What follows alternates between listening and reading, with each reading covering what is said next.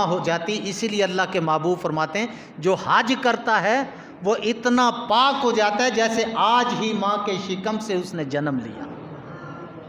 اس نے ہجرت بھی کی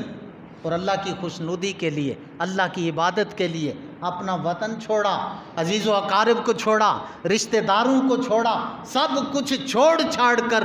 اللہ کی خوشنودی کے لیے یہ سفر کر کے بیت اللہ تک پہنچا. پھر وہاں جا کر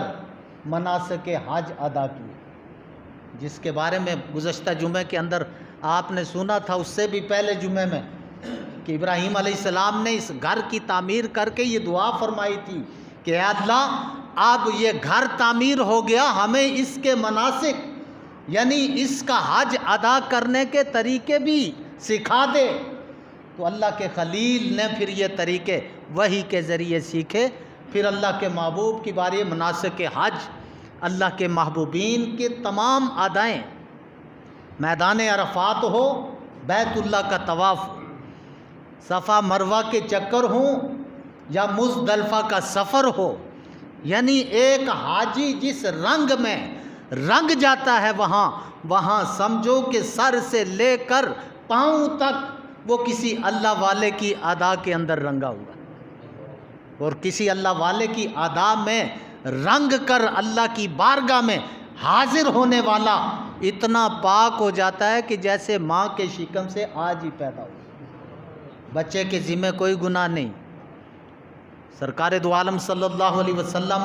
اس معصوم کے بارے میں کہ جو ابھی بچپنے میں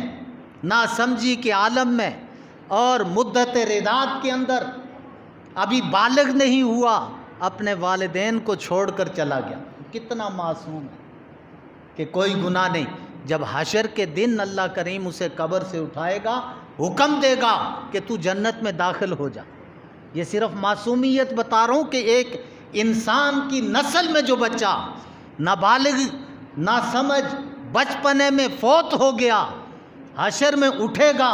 حکم ملے گا جنت میں داخل ہو جا، وہ بچہ کھڑا رہے گا، وہ جنت کی طرف نہیں جائے گا. اللہ کریم فرمائے گا کہ تجھے میں نے حکم دیا جنت میں جا.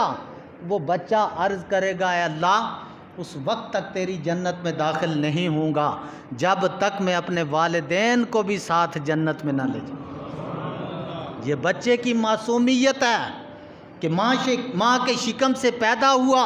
گناہ نہیں، اس دار فانی کو چھوڑ گیا، حشر میں اٹھے گا، وہ بچہ اپنے والدین کا دامن پکڑ کر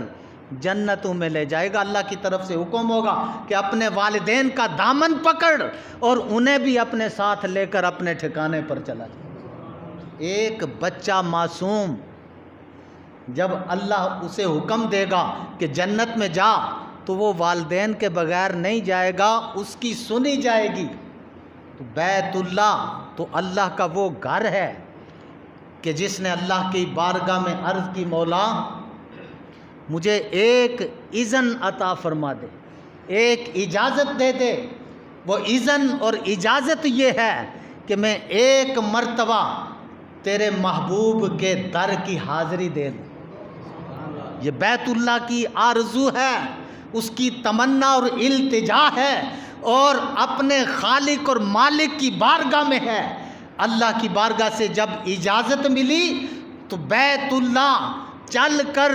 گنبد خضرا کے سائے میں کھڑا ہوا اور وہاں حاضر ہو کر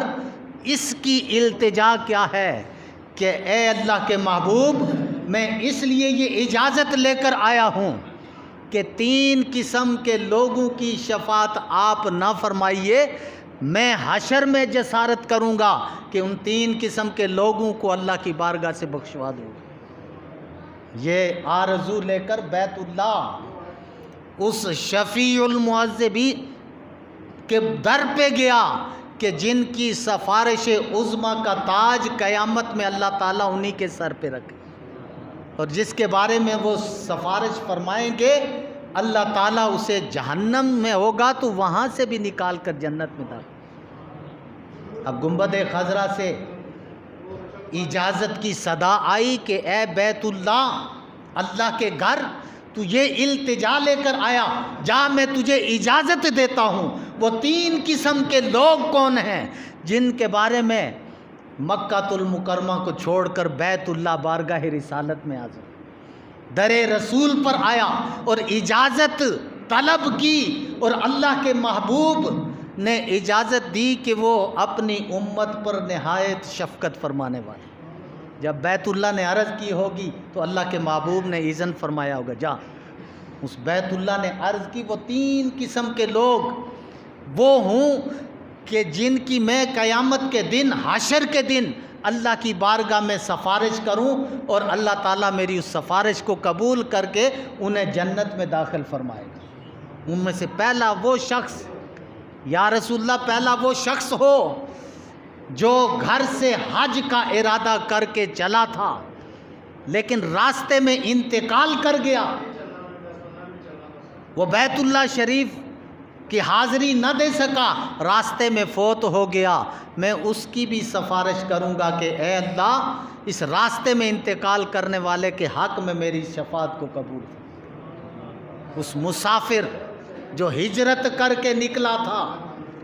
اور ہجرت راستے میں ہی انتقال کر گیا، بیت اللہ شریف اس کا شفیع بنے گا اور بیت اللہ کی سفارش اللہ کی بارگاہ میں قبول ہوگی۔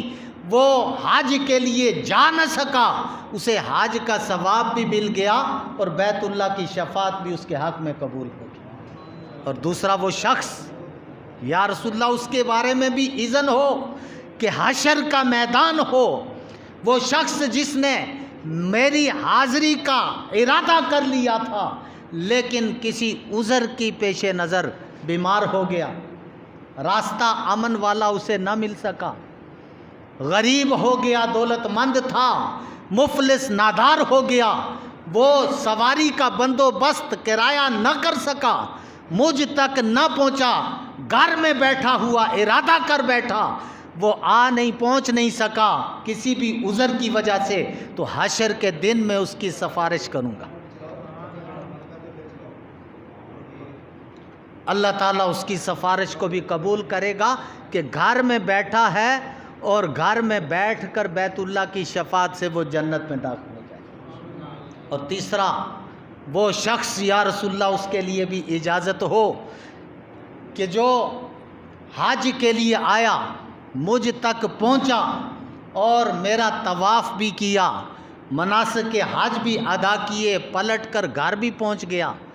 پھر اس کے بارے میں مجھے اذن مل جائے کہ حشر کے دن اللہ کی بارگاہ میں یوں کہوں گا کہ اے اللہ میں تیرا گھر ہوں، اس تیرے بندے نے میرا طواف کیا تھا، میدان عرفات میں گیا تھا، مزدلفہ کا سفر کیا تھا، ہجرت کر کے اپنے وطن کی قربانی،